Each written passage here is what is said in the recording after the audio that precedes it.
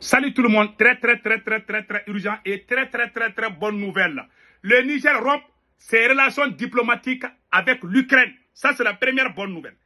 La deuxième nouvelle aujourd'hui, mes chers amis, le président patriote, capitaine Ibrahim Traoré, vient de confirmer, ceci, que certains éléments des FDS du Burkina Faso, en collusion avec des terroristes et des officiers expatriés, préparaient des complots de déstabilisation contre le Burkina Faso. C'est-à-dire des anciens officiers supérieurs de l'armée burkinabé et certains même complices au sein de l'armée burkinabé travaillaient avec des terroristes pour déstabiliser le Burkina Faso. Après, on va vous montrer ce que le capitaine lui-même a dit.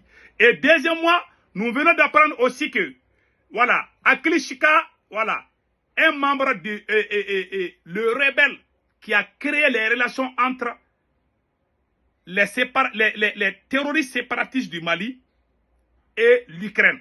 C'est lui qui a été l'intermédiaire entre l'Ukraine et les terroristes au nord du Mali. C'est lui, il s'appelle Aklishika. Voilà une de ses photos ici. C'est lui, il est basé en France. Au moment où je vous parle, beaucoup de terroristes maliens sont actuellement en Ukraine pour des formations. Après, on va vous donner des détails plus précis. Mes chers amis, nous remercions le Niger d'avoir rompu ses relations avec l'Ukraine à cause du Mali. Nous allons vous montrer ça tout de suite et nous remercions les peuples du Niger. Mes chers amis, aujourd'hui, c'est la plus bonne nouvelle. Nous vous montrons et écoutons les restes. Le gouvernement de la République du Niger a appris avec une grande stupéfaction et une profonde indignation les propos subversifs et inacceptables de M. Andriy Youssof, porte-parole de l'agence ukrainienne de renseignement militaire, appuyé par ceux encore plus indécents de l'ambassadeur ukrainien au Sénégal, M. Yuri Pivovarov, apportant un soutien sans équivoque à la coalition de groupes terroristes auteurs de l'attaque lâche et barbare perpétrée à Tinzaouaten contre les forces armées maliennes FAMA, tout en réaffirmant son soutien indéfectible aux FAMA dans leur noble combat pour la liberté et l'intégrité territoriale du Mali. La République du Niger condamne fermement cet acte d'agression caractérisé, synonyme de soutien au terrorisme international et de violation flagrante de la Charte des Nations Unies et du droit international en général. La République du Niger en appelle à la responsabilité de la communauté internationale face au choix assumé de l'Ukraine de faire l'apologie du terrorisme dans un contexte mondial où l'unanimité est faite sur l'impératif de combattre ce fléau. Par ailleurs, le gouvernement de la République du Niger relève non sans grande amertume le silence des États africains et de l'Union africaine en particulier face à la malveillante tentative de transformer le Sahel en théâtre de confrontation idéologique et stratégique entre les puissances étrangères dont la finalité est de briser la dynamique d'émancipation, de conquête de souveraineté véritable et de développement socio-économique enclenché par la Confédération AES, Alliance des États du Sahel. Il interpelle par conséquent tous les pays épris de paix et de justice à dénoncer sans ambiguïté ces actions subversives qui menacent la stabilité du continent africain et risquent d'exacerber les souffrances des populations sahéliennes déjà durement meurtries. Aussi, considérant la gravité de la situation et l'implication reconnue et assumée de l'Ukraine dans l'agression du Mali, le gouvernement de la République du Niger, totalement solidaire du gouvernement et du peuple malien, décide en toute souveraineté, conformément à la Convention de Vienne de 1961 sur les relations diplomatiques et en application du traité portant la création de la Confédération AES, des mesures suivantes. 1. La rupture avec effet immédiat des relations diplomatiques entre la République du Niger et l'Ukraine. 2. La saisine du Conseil de sécurité des Nations Unies en vue de statuer sur l'agression ukrainienne et de ses sponsors. Enfin, la République du Niger rend un vibrant hommage à toutes les victimes civiles et militaires tombées sur le champ d'honneur et s'incline devant leur mémoire. Vive la Confédération AES, Que Dieu bénisse le peuple du Burkina Faso, du Mali et du Niger. Fait à Niamey le 6 août 2024. Que Dieu bénisse le Niger. Vraiment, nous sommes très contents aujourd'hui. Voilà. Mes chers amis, il y a de bonnes nouvelles. Hein. Vraiment, que Dieu bénisse l'AES. Bonne nouvelle. Allons-y maintenant au Burkina Faso. Le capitaine vient de dévoiler. Voici la vidéo du capitaine même. Il va tout dévoiler, ce qui s'est passé. Le complot de déstabilisation avec l'implication de certains FDS en complicité avec les terroristes contre leur propre pays. Écoutons le capitaine. Depuis très longtemps, nous suivons effectivement une cellule dans un pays voisin qui est dirigée par des services de renseignement occidentaux, dirigés principalement contre notre pays. Et les opérations devaient principalement commencer en fin mai. Ça devait consister donc à une guerre de communication intense contre notre pays, ce que vous avez suivi. En plus de cela, il devait y avoir donc une guerre informatique également. Nos systèmes informatiques devraient être attaqués pour créer un blackout. En plus de ça, il y a une guerre économique souple et passive qui ne dit pas son nom, que nous avons aussi su contenir. Plusieurs projets d'attaque de points sensibles ont été planifiés. L'autre phase, c'était donc des assassinats ciblés qui ont été aussi planifiés. Et ensuite, les attaques de masse devraient avoir lieu donc au sein des FDS, mais surtout des attaques lâches qui devraient avoir lieu dans les villes et qui avaient pour cible principale donc les agents de la veille citoyenne que vous connaissez sous le nom de Waïa. Voilà. Donc nous avons suivi effectivement le déroulement de leur plan et l'assaut final devrait donc avoir lieu à travers un recrutement, si je peux dire ainsi, d'agents à l'intérieur donc de nos rangs. Donc de la guerre de communication jusqu'à tout ce que j'ai cité, nous avons essayé de contenir la situation. Certaines personnes ont été arrêtées dans cette subversion.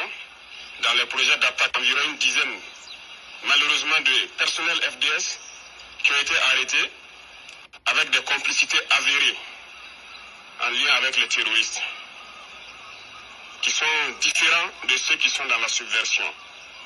Donc ces personnels étaient en lien avec les terroristes, leur donnaient les informations nécessaires pour mener des attaques. C'est malheureux que ce soit des Burkinabés et encore des personnels de FDS, mais c'est le cas. Nous maîtrisons la situation, a dit le chef de l'État. Il entend agir comme il le faut dans l'intérêt supérieur du Burkina Faso.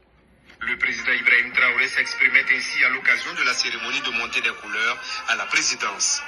C'est aussi un moment de rétrospection au lendemain de la célébration de l'avènement de la Révolution démocratique populaire le 4 août 1983, mais également du 5 août 1960, date de la proclamation de l'indépendance de la Haute-Volta. L'instant était fort à propos pour le chef de l'État d'interpeller une fois de plus la conscience des Burkinabés. Il y a 2 jours de cela, avant-hier, 4 août, nous célébrions donc l'anniversaire de l'avènement de la révolution du Burkina Faso, qui a vu donc naître la lutte pour notre indépendance réelle. Le 4 août 1984, le nom Burkina Faso est né avec le drapeau que nous venons de monter, les armoiries, l'hymne national, tout a été changé. C'était un espoir de pouvoir donc donner un souffle nouveau à notre pays. C'était bien sûr à la veille du 5 août qui consacre donc la proclamation de l'indépendance qui nous a été donnée donc en 1960. Alors je souhaite que nous puissions travailler et faire en sorte que l'année prochaine, à cette même célébration, que nous soyons en train de consolider l'indépendance réelle que nous sommes en train de nous battre aujourd'hui pour acquérir. Que chacun s'y mette, parce que l'indépendance ne se donne pas, ça s'arrache. Et c'est cette lutte que nous sommes en train de mener actuellement. Le capitaine Ibrahim Traoré exhorte le personnel de la présidence ainsi que l'ensemble du peuple à s'engager et à travailler pour une réelle indépendance du Burkina Faso. Il souhaite que les célébrations de l'année prochaine soient celles d'un Burkina Faso libre et souverain. Que Dieu bénisse le Burkina Faso, mes chers amis. Voilà. Le capitaine a tout dit. Hein. C'est inimaginable qu'un soldat trahisse son propre pays en complicité avec des terroristes. Le capitaine a parlé. Mais, attention, l'armée burkinabé est une armée républicaine, est une armée professionnelle. Dans chaque chose, il y a toujours des traîtres, ça c'est clair. Même dans l'armée américaine, il y a des traîtres. Même dans l'armée malienne, il y a des traîtres. C'est partout. Même dans ta propre famille, il y a de tes enfants qui ne t'aiment pas. Donc, cela n'a rien à voir avec le professionnalisme de l'armée burkinabé. Donc, nous sommes très fiers de l'armée burkinabé. Nous sommes très fiers des FDS et des VDP du Burkina Faso. Que Dieu bénisse le Burkina Faso, le Niger et le Mali. Nous sommes très fiers du capitaine Ibrahim Traoré, le libérateur, le fils de Thomas Sankara. Mes chers amis, vous avez tous écouté. Il y a des traîtres partout, hein, pas seulement les politiciens. Les militaires traîtres sont plus dangereux que les politiciens traîtres. Parce qu'eux, ils ont des fusils. Et ils ont des armes. Donc, attention. Dans la traîtrise, là, il y a beaucoup. Il y a même des... Il y a même... Donc, vous avez vu, ça dit qu'il y a tout dedans. Donc, restons soudés. Ce qui m'a beaucoup choqué, c'est que dans cette affaire-là, les traîtres là, c'est-à-dire que les traîtres voulaient s'attaquer même à nos frères et sœurs Waïya là, ceux qui sortent là pour défendre les Burkina Faso. Ça me fait mal. Des pauvres citoyens, des vrais patriotes qui sortent chaque soir pour défendre le Burkina Faso. Pourquoi s'en prendre à eux? Vous savez, il y a des gens qui sont capables de faire tout pour avoir le pouvoir. Mais Inch'Allah, Dieu est avec le peuple du Burkina Faso. Dieu est avec le peuple du Niger. Et Dieu est avec le peuple du Mali. Nous ne tomberons jamais, Inch'Allah. Restons unis. Allons-y avec la dernière phase. Mes chers amis, voilà celui qui a amené l'Ukraine au nord du Mali. Il s'appelle Akli Ashka. Akli Shka. Il s'appelle Akli Shka. C'est en langue tamashek. C'est Akli Shka. C'est cet homme, au moment où je vous parle, il y a des terroristes au nord du Mali qui sont en train de faire des formations de drones. Il y a les drones kamikazes que les Ukrainiens lancent chaque fois contre les Russes. Là. Ce sont ces mêmes drones que l'Ukraine est en train de donner, d'après ce qu'on a appris, que l'Ukraine est en train de donner aux voyous de la SEMA, là, au nord du Mali. Donc, voilà sa photo ici encore. Voilà, c'est lui ici. Qui est cet homme? Je vais vous montrer la description tout de suite. Voilà, écoutons ce qui est écrit ici. Nous allons vous dévoiler tout. Voilà. Tout est écrit ici, noir sur blanc. Voilà. La source, c'est AS Info. Voilà. La source, c'est AS Info. Voilà l'homme même en question. AS Info. Aklishka, l'homme qui relie l'Ukraine aux terroristes du Sahel. Diplômé en relations internationales à l'Université de Londres. Aklishka sert aujourd'hui intermédiaire de l'Ukraine dans ses relations avec les séparatistes du CSP au nord du Mali. Appelé également Amasharouj Akli ou Aklishka. Voilà, Aklishka Bessam est un journaliste d'origine libyenne. Il est d'origine libyenne hein? Et fondateur de l'ONG Imouhak International Youth. Voilà, international, dont il est le porte-parole. Fondateur et directeur général de la chaîne satellite de propagande Thomasite, créée en 2014 dans la capitale française. Aklishka est membre du MNLA, le mouvement national de libération de l'Azawad. Aklishka fut mercenaire de la chaîne franco-israélienne. Aujourd'hui, très proche de Bilal Ak-Asharif. Aklishka est l'intermédiaire des instructeurs ukrainiens qui apportent un soutien aux combattants du CSP à travers une de leurs ambassades d'un pays frontalier avec le Mali. En mars de cette année, il a organisé le voyage en Ukraine et en Pologne de plusieurs terroristes. Avec plusieurs terroristes, il est parti en Pologne et en Ukraine avec plusieurs terroristes du CSP afin qu'ils soient formés sur l'utilisation des drones kamikazes. Et les techniques de combat selon une source sécuritaire. Une deuxième vague de terroristes s'apprête à faire le même voyage pour la même formation en Ukraine. Il y a un groupe de terroristes qui ont déjà quitté l'Ukraine, Il y a un autre groupe qui s'apprête à aller en Ukraine pour qu'on les forme comment jeter les drones kamikazes. Le combat avec des drones kamikazes a été un combat très difficile. Je vais être honnête avec vous. L'Ukraine jette ça, même dans les radars là, les radars russes n'arrivent pas à détecter tout. Hein. Je vais être honnête avec vous. Mais ne soyons pas paniqués. Mais je dois vous dire la vérité aussi. Voilà. L'attaque de Tenzawaten a été ce nouveau partenaire de l'Ukraine avec des terroristes du CSP.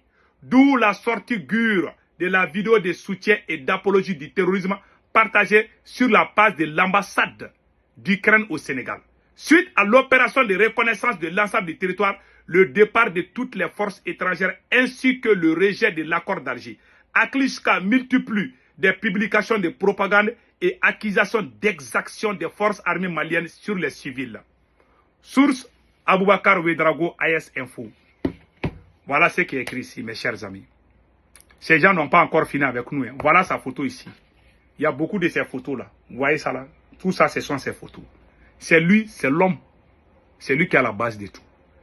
Que Dieu bénisse l'AS. Au moment où je vous parle, j'ai appris qu'il y a une coalition des forces armées de l'AS qui ont déjà encerclé Tenzawaten et qu'il y a certains terroristes qui négocient. Mais je vais vérifier cette information. Après, je vous reviens. Passez un excellent week-end. Ciao, ciao.